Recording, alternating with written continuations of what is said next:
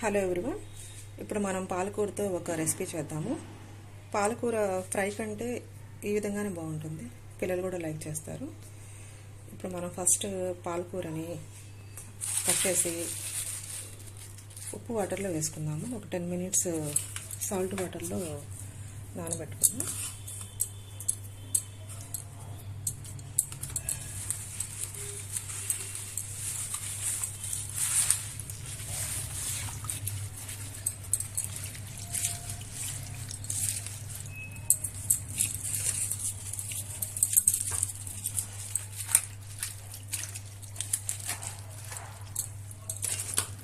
ఇది కొంచెం ఒక 10 minutes ఇలాగే ఉంచేసేయాలి.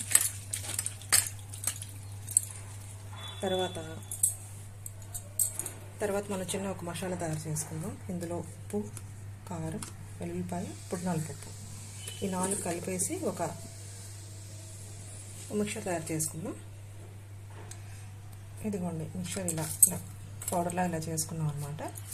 తర్వాత మనం ఉల్లిపాయల్ని ఇలా పెద్దగా కట్ చేసుకుందాం. ఇవి కూడా మిక్సీ పడదాం, కచ్చా పచ్చిగా మిక్సీ పడదాం. ఓన్లీ ఉల్లిపాయలు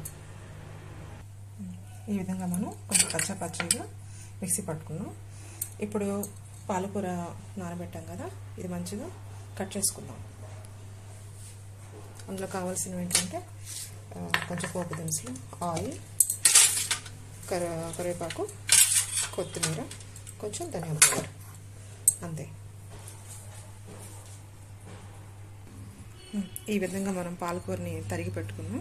ఇప్పుడు ప్రాసెస్ స్టార్ట్ చేద్దాం.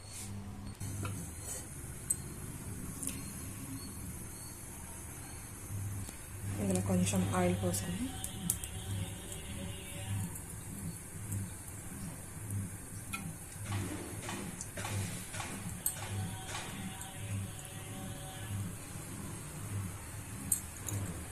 ఆయిల్ వేడిన తర్వాత కొంచెం పోపు దినుసులు,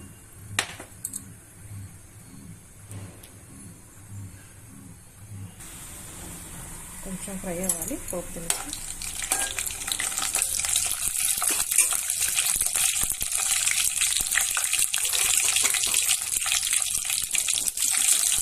కరివేపాకు,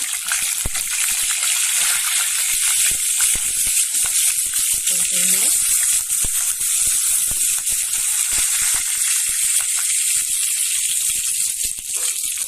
పచ్చిమిర్చి,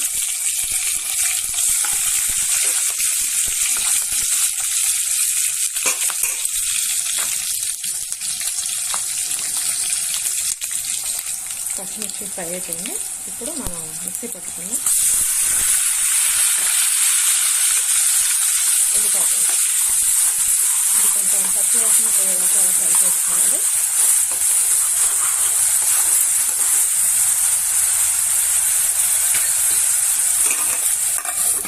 పెట్టేసి 2 నిమిషాలు ఫ్రై చేసుకున్నాం. చూడండి, ఇప్పుడు ఇందులో మంచిగా ఫ్రై అయింది. ఉల్లిపాయ పచ్చి వాసన అంతా పోయింది. ఇప్పుడు ఇందులో మనం మసాలాలు వేసుకుంటాం.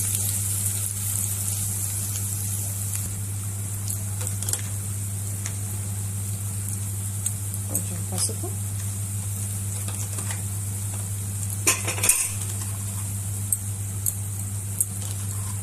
పసుపు, మనము మిక్సీ వేసి పెట్టుకున్న కారం, ఎల్లిపాయ, పుట్నాల పప్పు కారం వేసుకొని కొంచెం కలుపుకున్నాం. చాలా బాగుంటుంది కర్రీ.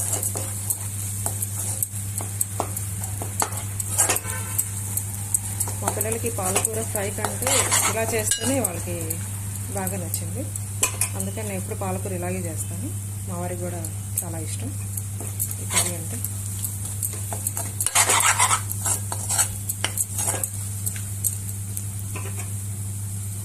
ఇది కొంచెం ఫ్రై అవనివ్వండి. ఇప్పుడు ఇందులోకి మనం కడిగి కట్ చేసి పెట్టుకున్న పాలకూర వేద్దాం.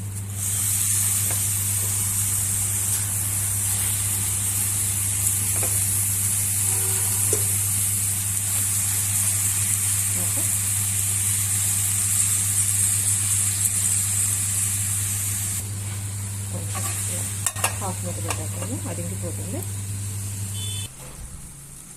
ఒక ఒకసారి మనం ఇది ఒకసారి కలపాలి. చూడండి, అందులో వాటర్తో ఇది ఉడికిపోతుంది. ఎక్స్ట్రా ఏమి వాటర్ అవసరం లేదు. ఇంకొంచెం ఉడకాలి. చూడండి, ఇలా వస్తుంది. ఇంకా సరిపోయింది. ఒకసారి ఉప్పు కారం ఈ స్టైల్లో చూసుకోండి.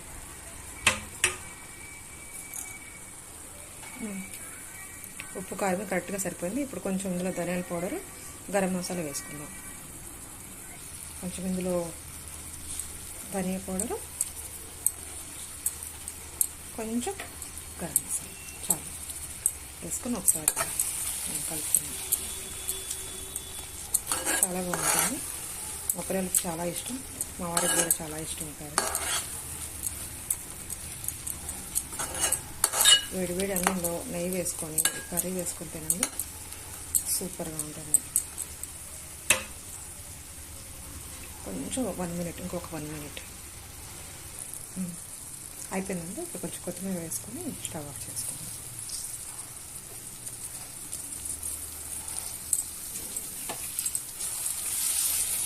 అయిపోయింది, స్టవ్ ఆఫ్ చేసాను. యమ్మీ పాలకూర ఇగురు రెడీ.